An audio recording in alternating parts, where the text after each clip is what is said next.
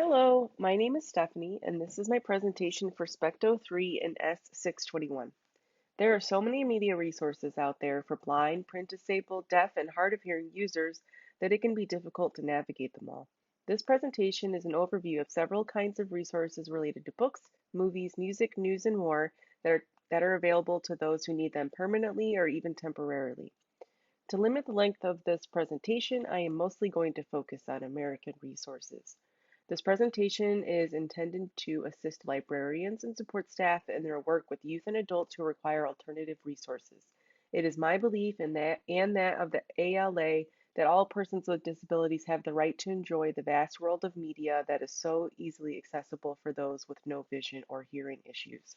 As a note, I am not blind, deaf, or print disabled, so while I have worked to make sure this presentation is helpful and accessible, I may have missed a resource in my research. Feel free to contact me and I will add it. If you'd like to watch this TED Talk from Ron McCallum on how technology allowed him to read as a blind person, just click the image and it will take you to the YouTube video.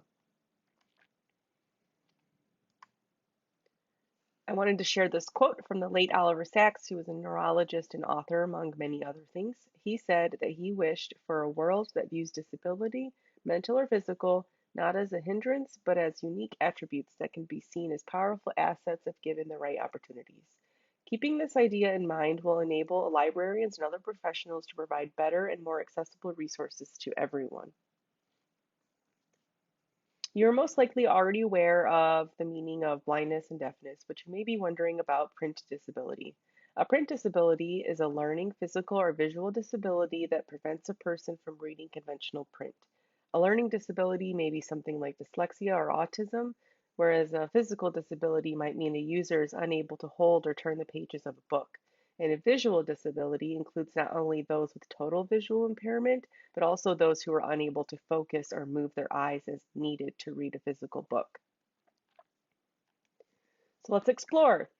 On the following slides, just click the image and it will take you to that resources website. So we'll begin with our journey with one of the most well-known resources in the United States, the National Library Service for the Blind and Print Disabled. This resource was established way back in 1931, but it has changed quite a lot since then. The NLS selects books and magazines to convert to Braille, e-Braille, and digital audio formats. All resources are free to eligible U.S. residents and citizens, including those living overseas. Also, the tools to use these digital resources, like playback equipment or the BARD app, are available for free through your local library or your device's app store, or they can be mailed directly to your home at no cost to you. As far as eligibility, the process is quite simple. NLS resources are available for free to any citizen or resident of the U.S., including those living abroad, and this includes anyone who is unable to read or use regular print materials as a result of temporary or permanent visual or physical limitations. Users must have one of the following conditions to be eligible. These include things like total vision loss, a visual disability that prevents reading of standard printed materials, a physical limitation, or a severe perceptual or reading disability that prevents the reading of printed books. This condition must be certified by a competent authority like a doctor or professional staff at a public or private welfare agency, such as a social worker or a therapist. Fortunately for the users during the pandemic, while all the libraries are closed, the NLS offers a digital service called BARD, or the Braille and Audio Reading Download. This web-based service allows users to access thousands of Braille, talking books, magazines, and even musical scores. Users can visit the website. There's also a free app to be downloaded, or they can install special software on their computer that allows them to transfer reading materials to their preferred playback device or a USB drive. For more information about the services NLS offers to blind and print disabled users, just visit any of the following sites. Please note that there are way more resources available through the NLS. This is just a selection, but users can find information on Bibles, kids' books, textbooks, foreign language materials, and even information on where to purchase or receive Braille and large print calendars. The next resource is the American Council of the Blind, or the ACB, which was founded in 1961.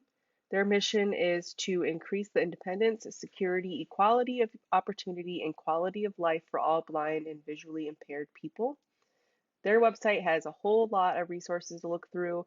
I'm just going to show you guys two. So the first is the ACB Radio, which is an internet-based streaming service. This resource features programming by blind programmers, art and music by blind artists and musicians, and current and relevant news. There are podcasts, radio shows, live music events, live streaming of events like conferences and interviews and talks. All of these are free to enjoy. I especially like the news aspect of this because I can see it being of interest to library patrons who are blind or visually impaired and they want up-to-date and relevant news when they are on the go. So now there's one more resource offered that I wanted to talk about called the Audio Description Project. This is probably one of the most useful resources, I would think, for blind and visually impaired people to locate visual media that they can enjoy. So with this, users can search for movies, TV, live performances, museum and tours, and other media to see which ones offer audio description services. In addition to all of that, users can find lists of podcasts related to audio description. There's a discussion list to chat with other users, and there's even audio recordings of previous audio description project conferences where awards are given to organizations that have earned special recognition for their excellent work in audio description or accessibility. All the information on this website is really easy to navigate. There are several customization options for the viewing of the website itself, so it's accessible for everyone. Here are a few more resources that can help you locate various media formats for blind or visually impaired patrons. You can check out the NLS's audio description guide, the KNFB Reader app, which allows users to scan documents and then have them read out loud to them, or the Lewis database compiled by the American Printing House for the Blind, which includes over 242,000 materials in accessible formats. So here are some resources for the deaf and hard of hearing, which are uniquely relevant to that group of people. So first, the Deaf Unity has a great article titled The Question of Accessibility, which explains in more detail why accessibility matters so much to the deaf community. The Maryland Deaf Culture Digital Library is open to more than Maryland residents, and it provides an extensive collection of videos with captions or ASL interpretation. The Laurent Clerc National Deaf Education Center at Gallaudet University provides this really useful list of info to go for professionals can find information to support deaf and hard of hearing people who are under age 21. And last, I shared a link here to the National Association of the Deaf, which is just a good starting point when looking for any resources to help your patrons. So the resources for the deaf and hard of hearing don't seem to be as numerous as the ones for the blind and print disabled. I kind of had a hard time finding ones that were specifically for the deaf and hard of hearing. However, most major theater chains support closed captioning or also offer audio description services for the blind and visually impaired. So here you can visit the links to learn more about the audio descriptions and captioning services at AMC, Marcus, Classic Cinemas, and Regal movie theaters. Any other theater you can just call ahead of time and ask and make sure they have something available, but they're pretty much required by law to offer some sort of service to make their showings more accessible. As for the home viewings of movies and TV, users can access captions and audio descriptions through the settings of a streaming service or a device like a Roku or smart TV.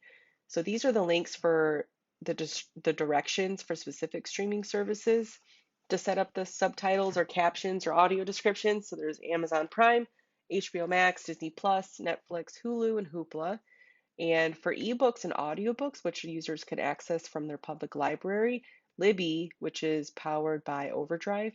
This is an excellent option, very useful, super helpful, easy to use.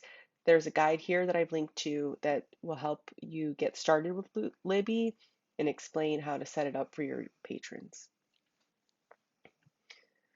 Now I'd like to share a few resources that I think are helpful to librarians serving patrons who are blind, print disabled, deaf, or hard of hearing. I'm going to start with a few professional guidelines for library services to people with disabilities. So first, there's the ALA's Services to People with Disabilities, an interpretation of the Library Bill of Rights, which is an essential read for library staff. Next, we have the International Federation of Library Associations and Institutions Manifesto for Libraries Serving Persons with a Print Disability, which can help library staff when they're developing accessible services and policies. Then there's the W3C's Web Accessibility Initiative, which explores the impact and benefits of web accessibility. And then Pratt Institute Library and Information Science students created this excellent libguide with tons of resources for working with print disabled youth. Now there's also a libguide put together by the ALA for library service to persons with disabilities. And finally, if you're asked by a patron to set up their new device or to help them set up their new device to make it more accessible for them, I've included the links here to the accessibility sites for the three major tech companies, Apple, Amazon, and Android. These sites will explain how to set up any features for all the accessibility things that they offer, which is quite numerous. If your patron is using another company's device that's not one of those three, typically a Google search with the tech name and the term accessibility will turn up their official website that helps you set it up.